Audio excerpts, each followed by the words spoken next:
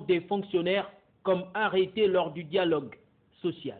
Le nouveau système de rémunération va s'efforcer de faire en sorte que, en échange du salaire ou en échange de la rémunération du traitement qui sera versé à un agent public, il y ait eu un service effectivement réalisé.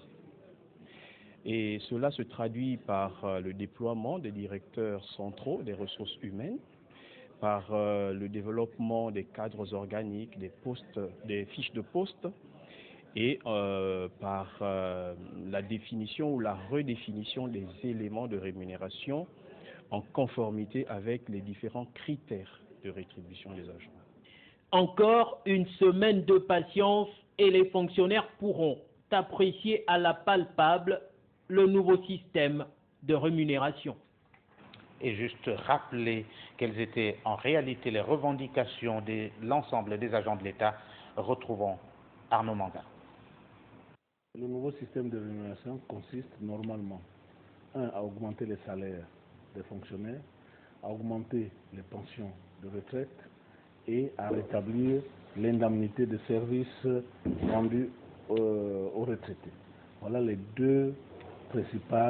trois principales revendications de la dynamique unitaire s'agissant du nouveau système. Or, à ce qu'il paraît, le 25 juillet, ça ne concernera que les fonctionnaires et on n'en sait rien sur les retraités et sur l'indemnité de service rendue. Mais toutefois, nous restons sceptiques puisque jusqu'à cette date-là, nous n'avons toujours aucune assurance sur ce que les fonctionnaires gagneront le 25 juillet.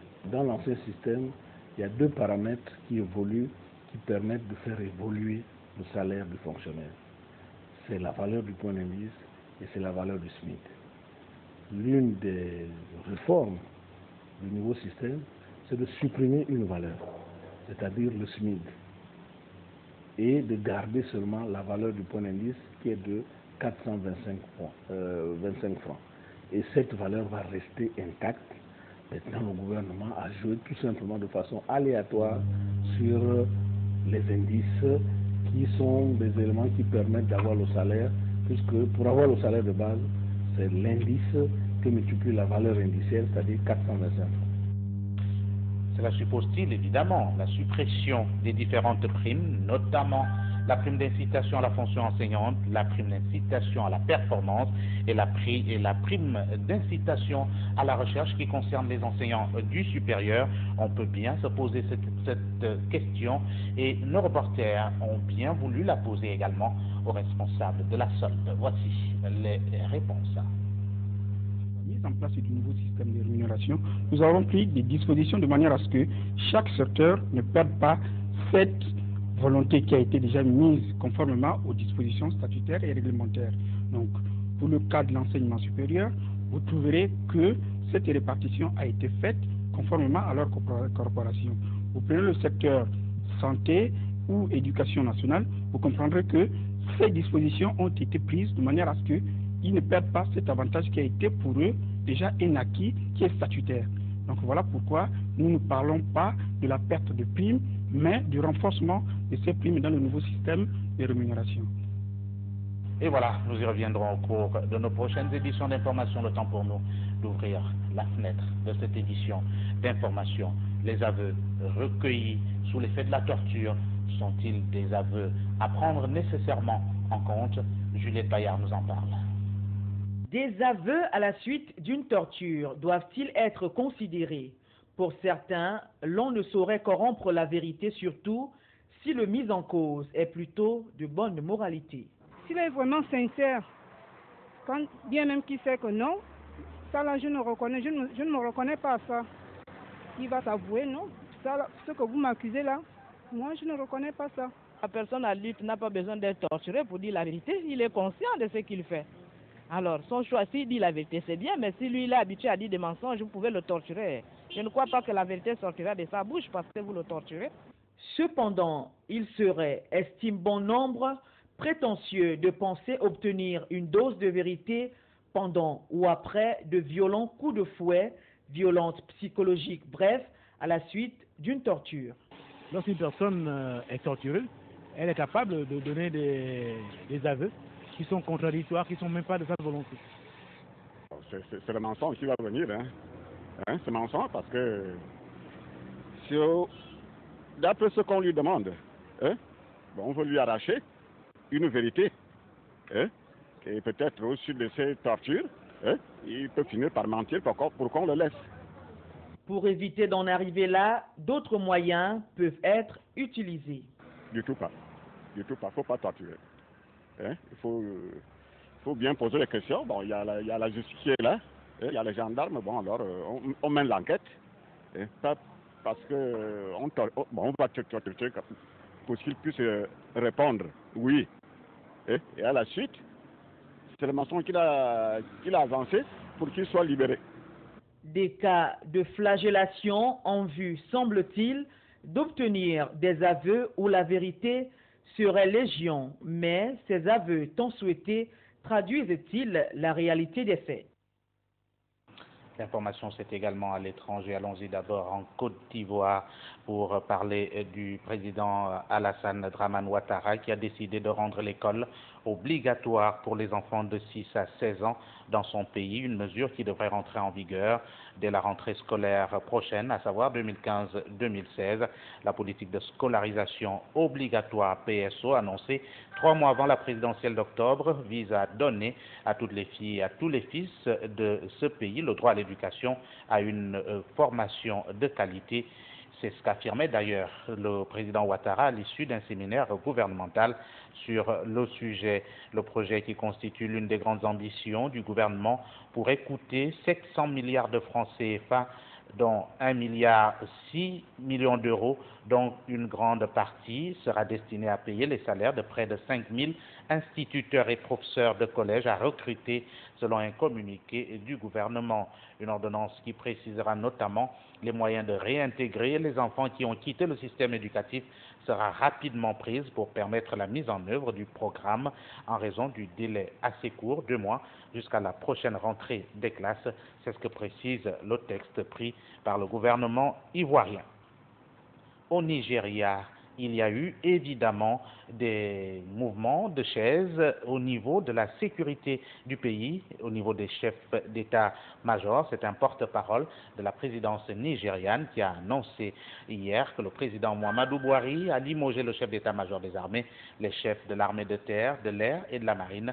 Ces derniers qui ont d'ailleurs été remplacés dans la foulée par d'autres officiers. On note que le général Kenneth Minima, à la tête de l'armée de terre, Adesola Mossou, patron de l'armée de l'air, et Ousmane Djibrine, qui dirigeait la marine, avaient tous été nommés par l'ancien président Goodluck Jonathan. C'était en janvier dernier. Le chef d'état-major des armées, Alex Badé, et le conseiller national pour des questions de sécurité, Sambo Dassou, qui ont également été remplacés. On note que des attaques, elles, se poursuivent dans le pays, des attaques contre les populations, attaques perpétrées par la secte islamiste Boko Haram. La traditionnelle question du jour, nous dire tout simplement quel est l'animal qui est le roi de la forêt. Quel est l'animal qu'on appelle le roi de la forêt? C'est le lion. Merci. C'est le lion. C'est le lion. Merci. Le lion. C'est le lion. Le lion. Non, je connais pas. C'est les lions. Merci. Sans doute le lion, je sais pas. Merci. Pardon, je suis énervée, je veux pas. Les animaux, les lions. Le lion. Les lions. Toutes les réponses convergeaient vers le lion. Notez simplement que le lion n'est pas un animal de forêt, c'est un animal de savane. Et donc, il devient le roi de la savane. Et dans le même temps, c'est l'éléphant qui est le roi de la forêt. La page éphéméride de cette édition d'information.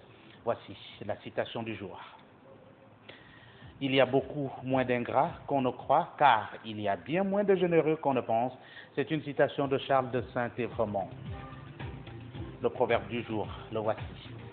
Les mariages se font au ciel et se consomment sur la terre. Demain, nous serons le mercredi 15 juillet 2015, nous serons dans le 196e jour de l'année.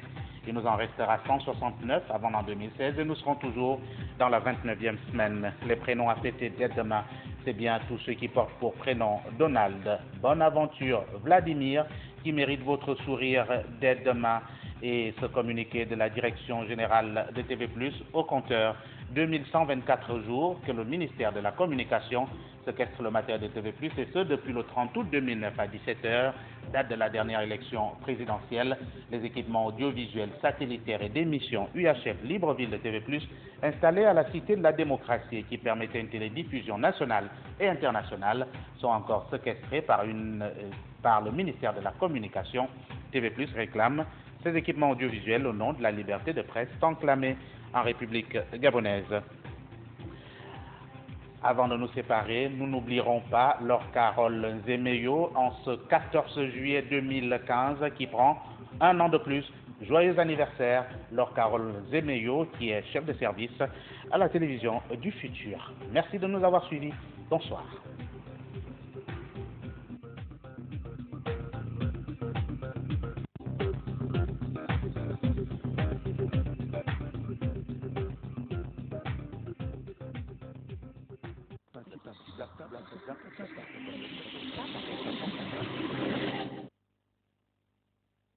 Seigneur, purifie-moi avec l'hysope et je serai pur. Lave-moi et je serai plus blanc que neige. Depuis l'Égypte, Dieu dit à Moïse d'utiliser l'hysope pour purifier les habitants de son peuple. L'hysope est aussi utilisé pour la protection de votre foyer, votre appartement et pour vous purifier en toutes circonstances. C'est aussi une plante thérapeutique. Et oui, plantez votre arbre à partir de 6200 francs CFA. Nos points de vente, Cathédrale Sainte-Marie, Séminaire Saint-Jean, Mbolo, Maxi C'est Cadeau. Infoline 07 32 42 82. L'hysope à tout prix dans le sang du Christ. Roger envoie un coup de pied vers l'avant. Fait une belle passe à Lionel qui complète la balle. Baillet but. C'est parti. Superbe. Troisième victoire dans le groupe. Émotion jusqu'à l'ultime minute. Il n'y a pas que football sans 33 Export. 33 Export, supporter numéro 1 du football.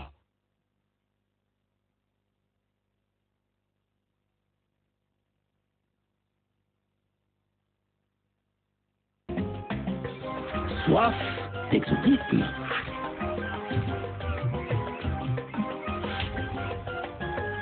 Nouvelle Slim Can 25 centilitres. Savourez de l'exotisme en boîte. Booster Pina Colada, maintenant également disponible en slim. L'abus d'alcool est dangereux pour la santé, à consommer avec modération. Sodraga baisse les prix. Rafraîchissez-vous à prix bien glacé. 500 francs, petite bouteille, petit prix, partout au Gabon. Tarif valable sur les bouteilles de 50 centilitres. Coca-Cola, Coca-Cola Zéro, Fanta, Sprite et Gino. On y va les talendiers. Motivé, c'est fort. 500. Allez, 500 et c'est versé ou quoi? Rapide. 200 et c'est versé ou quoi? Laisse-moi 10 000. Allez, 10 000 et c'est versé ou quoi? Mais c'est chaud ici, c'est chaud. Donne-moi une carte de recette Move de 1000 francs. Move. Oh. Mon frère, ici, on ne garde pas. On verse. Ici, c'est versé ou quoi? Si tu veux, tu verses. Mais donne-moi aussi, verse-moi ça. Ah, allons-y, le plan pour ça. C'est versé ou quoi? Allez, plan pour ça. eMove, c'est la recharge électronique de Move. Rechargez rapidement, sans gratter et bénéficiez de 100% de bonus à partir de 100 francs CFA. 100% de bonus vers tous les réseaux. Là, c'est vraiment versé. Nous les mettons.